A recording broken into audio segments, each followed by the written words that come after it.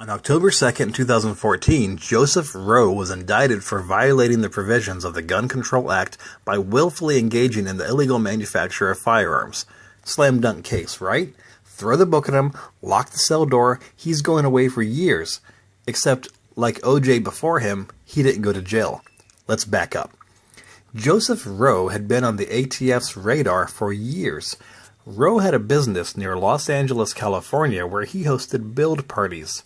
He would either create or obtain 80% AR-15 lowers, which are lower receivers that are completed to approximately 80% of a fully functioning receiver, and then he would place the lowers in a machine that would complete the manufacture of the device to a 100% fully functioning lower receiver. He would have his clients press a button which would start the machining process.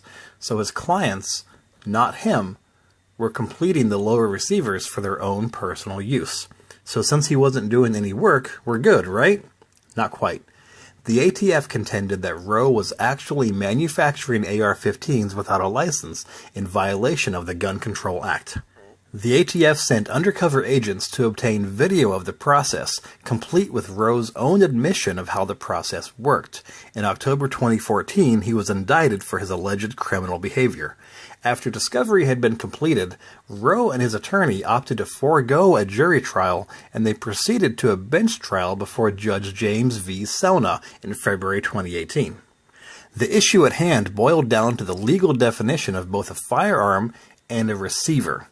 Per ATF.gov, a firearm is any weapon, including a starter gun, which will, or is designed to, or may readily be converted to, expel a projectile by the action of an explosive. It's the frame or receiver of any such weapon. It's any firearm muffler or firearm silencer or any destructive device.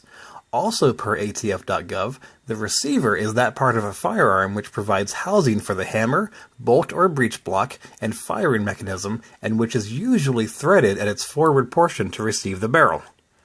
That last part is important because an AR-15 lower receiver, pictured below, doesn't provide housing for a bolt or breech block and is not threaded to receive a barrel.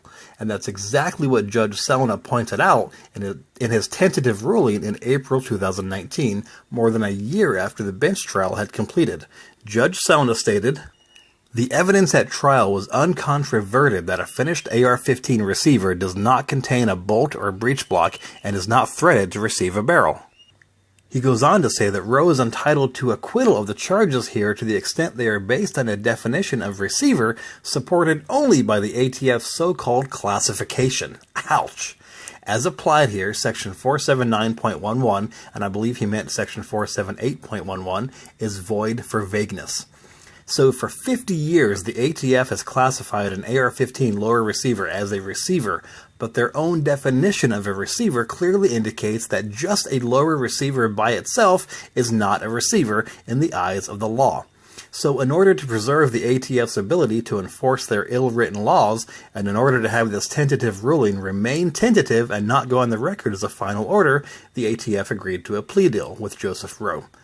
Rowe was found guilty of selling completed firearms without a license, including a pistol that he sold to an undercover agent. This charge would have subjected him to prison time. So the ATF struck a deal that if Rowe were to plead guilty to the charge of selling a firearm without a license, they would defer prosecution for 1 year. And if he stayed out of trouble for that 1 year, they would then drop the charges. This means that Rowe avoided jail time and would have no criminal record if he avoids trouble in the next year. So why all the hubbub over this one case? Well, remember that Joseph Rowe was indicted by the federal government for engaging in illegal manufacture of firearms.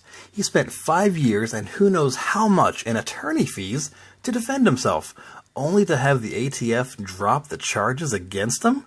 If this doesn't stink of malicious prosecution, then I don't know what does.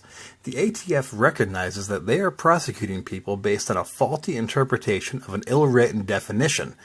AR-15 lower receivers do not meet the legal definition of a receiver that requires a serial number and to be purchased through an FFL. I don't expect companies to start selling lower receivers directly to customers without going through an FFL anytime soon, but why not? This case proved that the ATF has no legal basis to prosecute any company that sells lower receivers to the public. It'll be interesting to see what changes are eventually made to the legal definition of a receiver. The ATF wanted to do a plea deal to avoid, in part, drawing publicity to this issue. Well, thanks to a great article by CNN on this case, publicity was drawn. I'm not one to normally promote anything that comes out of CNN, but seriously, this article was well written and well researched. I have a link to the article in the description, so check it out if you get a moment. Guys, I appreciate you watching. It's just important sometimes that we understand what's going on and how we defend ourselves. Please subscribe.